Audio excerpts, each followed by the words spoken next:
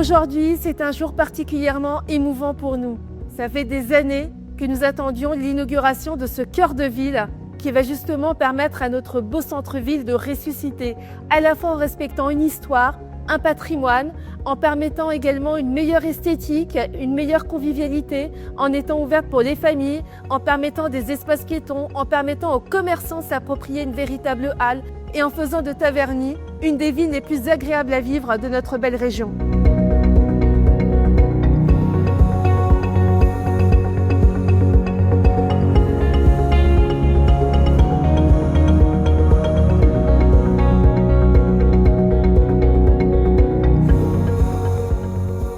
Tout d'abord, je tenais à féliciter, à remercier les équipes de Grand Paris Aménagement qui ont réussi ici à Taverny la prouesse en moins de 3 ans de porter un réaménagement complet de toute cette partie du centre-ville grâce à des financements majeurs apportés par la région Île-de-France et à des participations de Grand Paris Aménagement. Cet aménagement global a pu être porté grâce à la volonté de Florence Portelli qui, en tant que maire, a souhaité transformer cette partie de la commune pour en faire un lieu de destination, pour en faire un lieu désirable, un lieu qui soit embelli, qui offre un cadre de vie absolument privilégié.